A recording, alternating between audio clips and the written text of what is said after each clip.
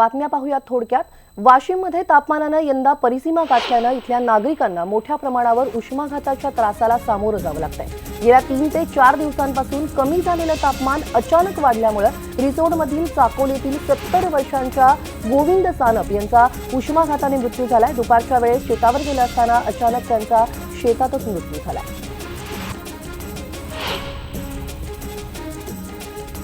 पुणे सातारा महामार्गावरील वेळू फाट्यावर मोटारगाडीनं सकाळी 11च्या सुमारास अचानक पेट घेतला। यावेळी गाडीतून धूर येऊ लागल्यानं गाडीतील सर्वच जण खाली उतरल्यानं कोणालाही कुठलीच दुखापत झालेली नाहीये, पण या आगीत दुचाकी मात्र जळून खाक झाली आहे। दरम्यान बंगळुरूचे हे प्रवासी मुंबईहून बंगळुरू प्रवास करताना ही घटना घडली आहे।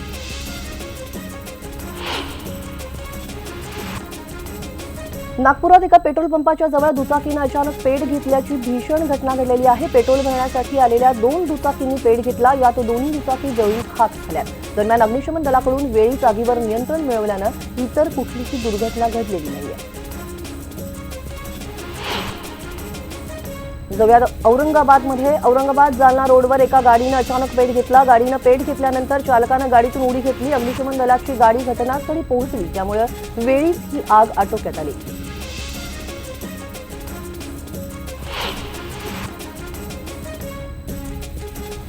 धुळे शहरातील भागातील एका गल्लीमध्ये क्रमांक 7 मध्ये एका घरात घरगुती वापराच्या गॅस सिलेंडरचा भडका उडाल्यानं 4 जण भाजलेले आहेत। त्यातील दोघांची प्रकृती गंभीर आहे, तर दुर्घटनेतील जखमींवरती शासकीय हिरे वैद्यकीय महाविद्यालयात उपचार सुरू आहेत। या दुर्घटनेमध्ये निर्मलाबाई भोई, अक्षय भोई, विष्णू भोई आणि सुधाकर जोशी हे 4 जण भाजले।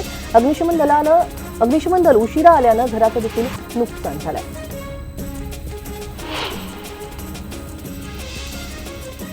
भुसावळमधील देशमुख कुटुंबावर दुःखाचा डोंगर कोसळलाय। तामिळनाडू देवदर्शनासाठी गेलेल्या हवालदार मिलिंद देशमुख यांच्या गाडीला अपघात झाला आणि यात एका कुटुंबातील 7 जणांचा जागीच मृत्यू झाला। मिलिंद देशमुख हे भुसावळ रेल्वे सुरक्षा कंट्रोल रूममध्ये नोकरीला होते, त्यामुळे देशमुख कुटुंबावर आणि आरपीएफ जवानांमधून हळहळ व्यक्त केली जाते। रायगडमधील मणगावमध्ये टेम्पो ट्रॅव्हलर आणि टँकर यांची समोरासमोर धडक झाली। या अपघातात एकाचा जागीच मृत्यू झालाय, तर एक जण गंभीर जखमी झालाय। मुंबई गोवा महामार्गावर माणगाव नजीक कळमजे फाट्यावरती हा अपघात झालाय।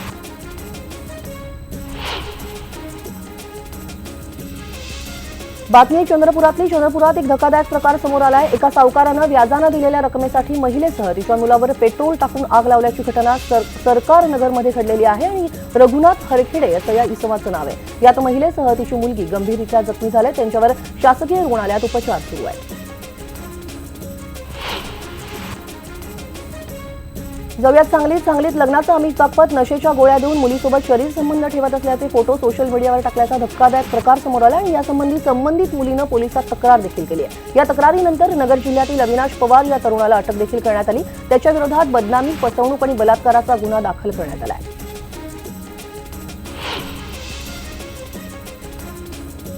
जालना जिल्ह्यातील सारवाडी गावात एक अजब-गजब प्रकार पाहायला मिळतोय। गेल्या 15 दिवसांपासून गावात ठिकठिकाणी अचानकपणे आग लागण्याचं सत्र सुरू आहे आणि या आगीत कपडे, धान्य, पशुखाद्य, भांडी यासारख्या जीवनोपयोगी ज्या वस्तू आहेत त्या जळून मोठं आर्थिक नुकसान देखील होत आहे। या आगीचं नेमकं कारण काय आहे ते अद्याप उलगडू शकलेलं नाहीये।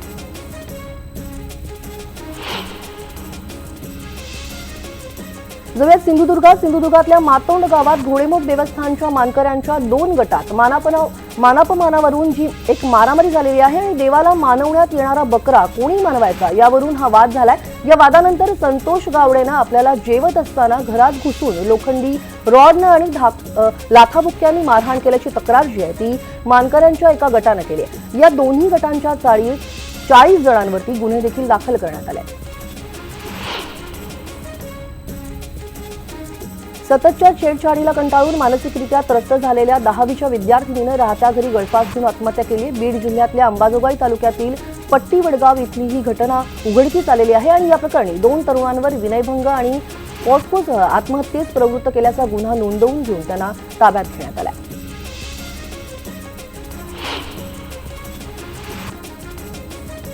सोलापुरातही कर्जामुळे एका शेतकऱ्यानं आत्महत्या केल्याची दुर्दैवी घटना घडली आहे। कर्जबाजारीपणाला कंटाळून तुकाराम माने या शेतकऱ्यांनी आत्महत्या केली आहे। या शेतकऱ्यावर युनियन बँकेचं 12 लाखांचं कर्ज होतं।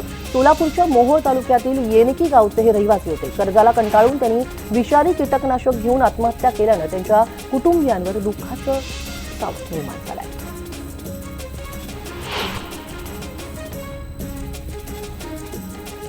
एकाएकी हायटेक सुविधा दिल्या जात असल्याचा गाजावाजा रेल्वे प्रशासन करते, मात्र दुसरीकडे शालिमार एक्सप्रेसच्या S10 या कोचमध्ये प्रवाशांना गर्मीनं होरपळून काढलेलं आहे। या ठिकाणी ऐन उष्णतेच्या मोसमामध्ये कोचचे जे पंखे आहेत ते पंखे बंद होते, त्यामुळे नागरिक त्रस्त झाले।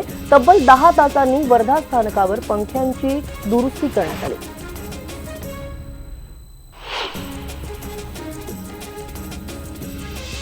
पिंपरी चिंचवड पोलिसांच्या गुन्हे शाखेनं 1 कोटी रुपयांच्या चोरीचा गुन्हा उघडकीस आणलेला आहे। या प्रकरणी मध्य प्रदेशातील 3 आरोपींना अटक करण्यात आली आहे। त्यांच्याकडून 36 लाख रुपयांचा मुद्देमाल हस्तगत करण्यात आला असून उर्वरित आरोपींचा शोध सुरू असल्याची माहिती अधिकाऱ्यांनी दिली आहे।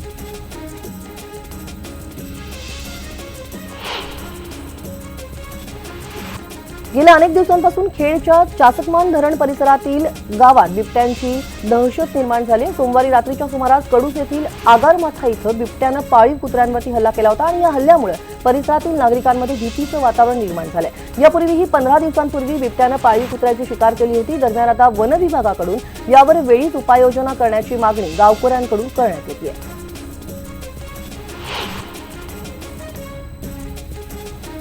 करमाळा तालुक्यात तहसील कार्यालयावर विविध मागण्यांसाठी सर्वपक्षीय कार्यकर्त्यांनी हलगीनाद मोर्चा आंदोलन केले। तालुक्यात दुष्काळ असताना शासनाकडून उपाययोजना झालेल्या नाहीत आणि या विरोधात हे आंदोलन केलं गेलं। तालुक्यातील महात्मा गांधी पुतळ्यापासून ते तहसील कार्यालयापर्यंत हा मोर्चा काढण्यात आला होता। पाणी पुरवठ्याच्या मागणीसह गावात चारा छावणीच्या अटी आणि नियम हे जे शिथिल करण्यात यावेत अशा मागण्या देखील यावेळी करण्यात आल्या।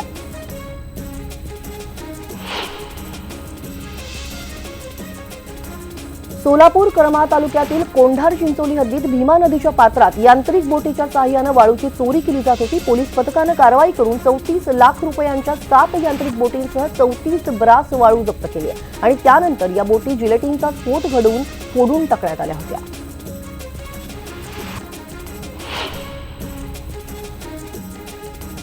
एकीकडे उन्हामुळे नागरिकांना त्रास होत असताना दुसरीकडे रखरखत्या उन्हात सह्याद्रीच्या डोंगर रांगांमधून वाट काढत ट्रेकिंगचा आनंद घेतला जातोय। पुण्यातील तरुणांसह वयोवृद्धांनी लोणावळा ते कुसूर असा ट्रेक सह्याद्री फाउंडेशनच्या माध्यमातून पूर्ण केला। सकाळी 7 पासून लोणावळा येथून या ट्रेकची सुरुवात करण्यात आली होती आणि यावेळी कडक उन्हात देखील या ट्रेकर्सनी हा ट्रेक पूर्ण केला।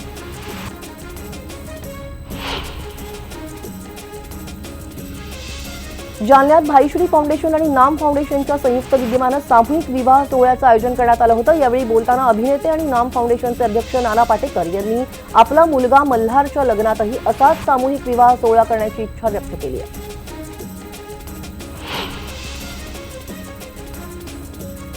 गोव्यात हिंगोलीतील वसमत इथं सामूहिक विवाह सोहळा पार पडला। या ठिकाणी शेतकरी, शेतमजूर आणि गरिबांच्या तब्बल 71 मुलींचा लग्न सोहळा पार पडल्यानं दुष्काळी भागातील मुलींच्या वडिलांची चिंता मिटली आहे।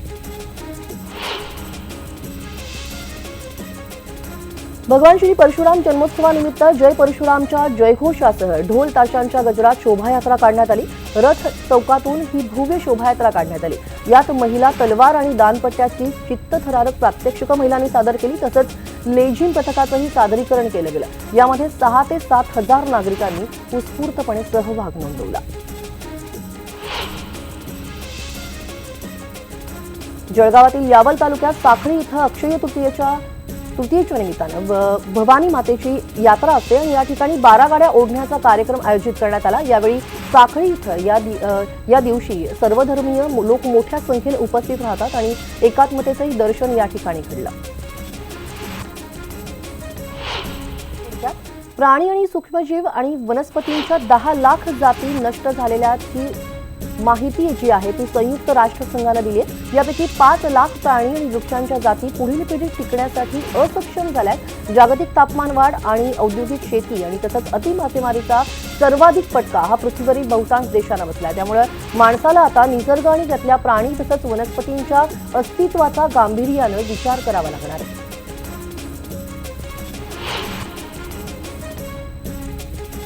एसीआय गेल्या हंगामातला 10 दशलक्ष टन गहू मोठ्या ग्राहकाला विकण्याची शक्यता आहे, जेणेकरून गोदामातला साठा कमी होऊन येत्या हंगामातला गहू खरेदीला फटका बसणार आहे। सरकारच्या या पावलानं घाऊक बाजारातले भावही नियंत्रणात राहायला मदत होणार आहे।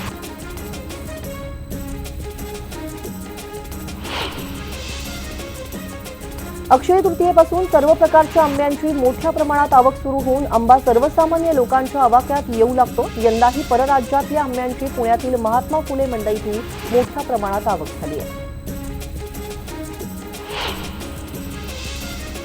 अक्षय तृतीयेला सांगलीच्या विष्णुअण्णा मार्केटमध्ये मंगळवारी आंब्याची मोठ्या प्रमाणात आवक झाली।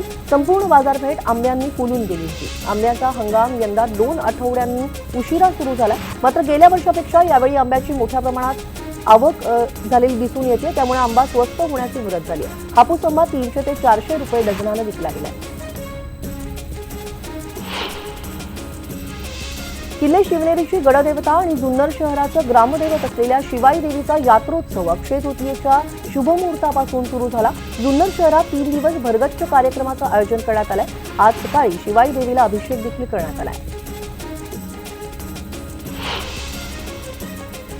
येवला शहराचे संस्थापक राजे रघुजी बाबा यांच्या यात्रेला सुरुवात झाली। यानिमित्त शहरातून पालखी आणि कावडीची भव्य मिरवणूक काढण्यात आली होती। यात बाळगोपाळ कावडी घेऊन आनंदाने या मिरवणुकीत सहभागी झाले होते।